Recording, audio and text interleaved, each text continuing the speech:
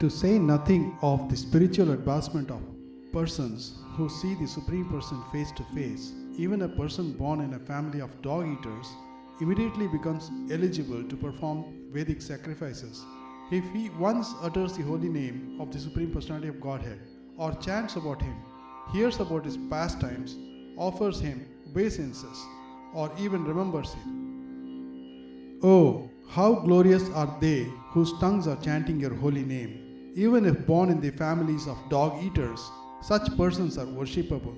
Persons who chant the holy name of your Lordship must have executed all kinds of austerities and fire sacrifices and achieved all good manners of Aryans.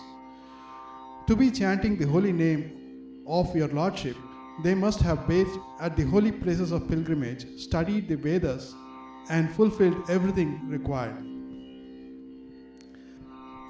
I am always engaged in offering obeisances to Lord Vasudeva in pure Krishna consciousness. Krishna consciousness is always pure consciousness, in which the Supreme Personality of Godhead, known as Vasudeva, is revealed without any covering. The devotees who are always engaged in the service of the toes of the lotus feet of the Lord can very easily overcome hard-knotted desires for fruitive activities. This is very difficult. The non-devotees, the jnanis and the yogis, though trying to stop the waves of sense gratification, cannot do so. Therefore, you are advised to engage in devotional service of Krishna, the son of Vasudeva. Those who are engaged in auspicious activities in devotional service certainly understand that the ultimate enjoyer or beneficiary of all activities is the Supreme Personality of Godhead.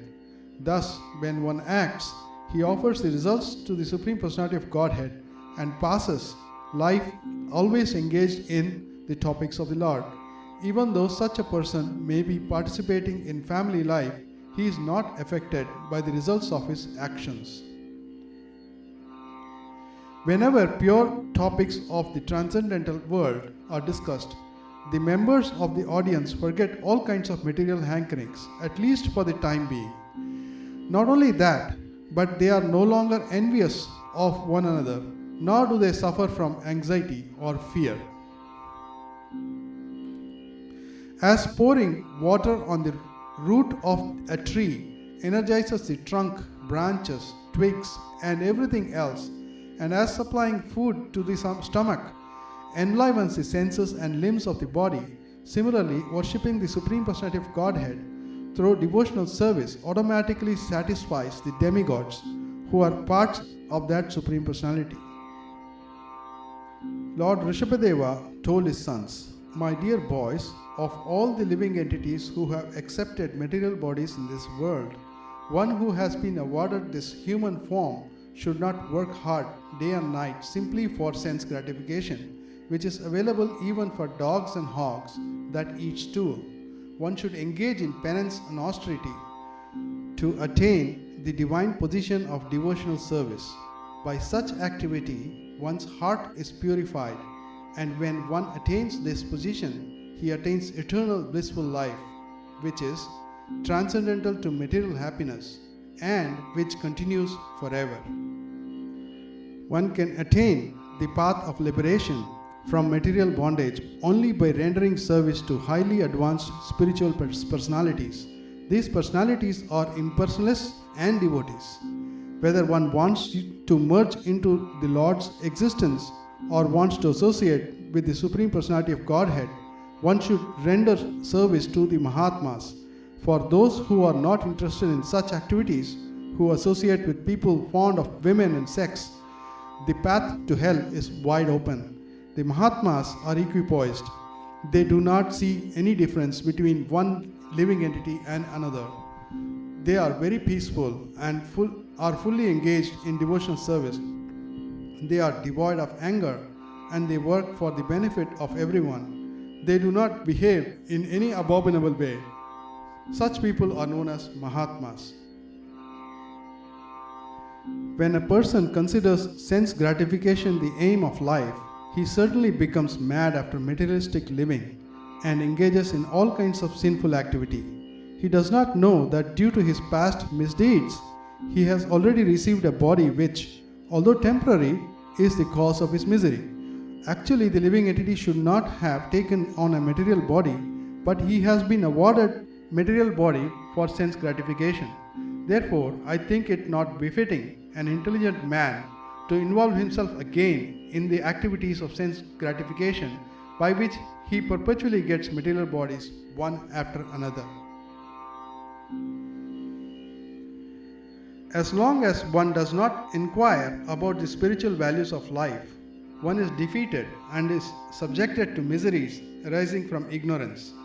Be it sinful or pious, karma has its resultant actions. If a person is engaged in any kind of karma, his mind is called karmatmaka, colored with fruitive activity. As long as the mind is impure, consciousness is unclear, and as long as one is absorbed in fruitive activity, he has to accept a material body.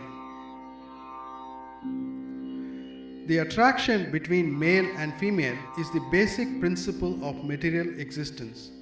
On the basis of this misconception, which ties together the hearts of the male and female, one becomes attracted to his body, home, property, children, relatives, and wealth. In this way, one increases life's illusions and thinks in terms of I and mine. One who cannot deliver his dependents from the path of repeated birth and death should never become a spiritual master, a father, a husband, a mother, or a worshipable demigod. My dear King Rahugana, unless one has the opportunity to smear his entire body with the dust of the lotus feet of great devotees, one cannot realize the absolute truth. One cannot realize the absolute truth simply by observing celibacy, brahmacharya, strictly following the rules and regulations of householder's life, leaving home as a vanaprastha, accepting sannyasa, or undergoing severe penances in winter by keeping oneself submerged in water or surrounding oneself in summer by fire and the scorching heat of the sun. There are many other processes to understand the absolute truth, but the absolute truth is only revealed to one who has attained the mercy of a great devotee. By associating with persons for whom the Supreme Personality of Godhead Mukunda is all in all, one can hear of his powerful activities and soon come to understand them. The activities of Mukunda are so potent that simply by hearing of them one immediately associates with the Lord.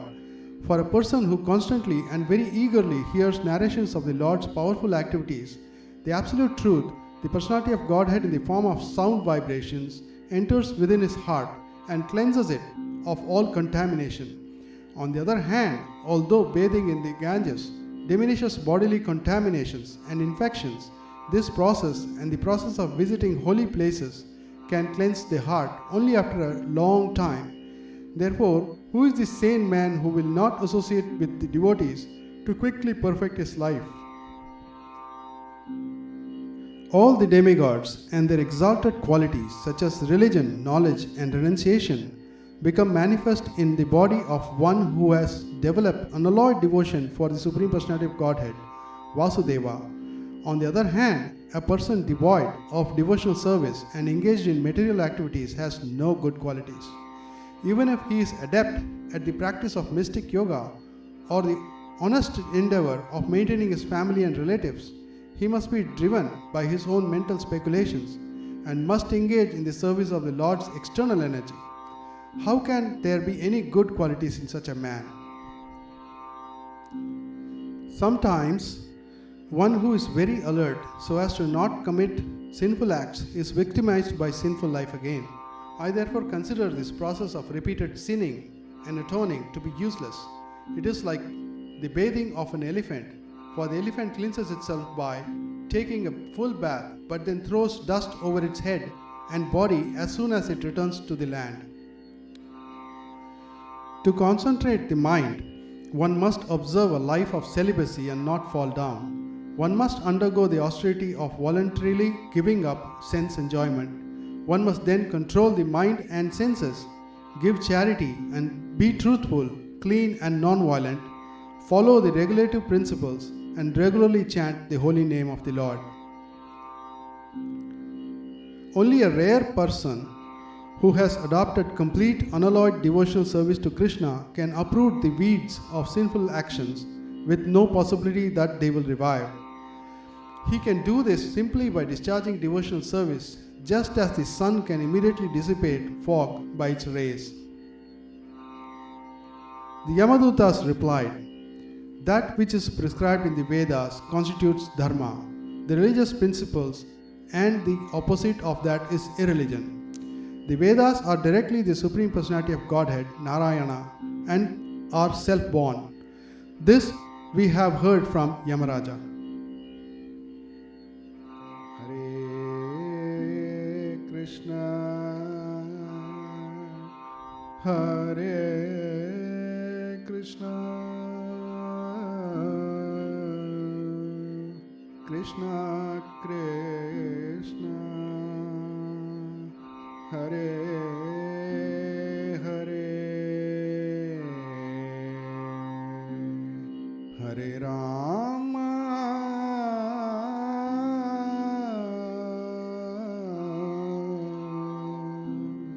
Hare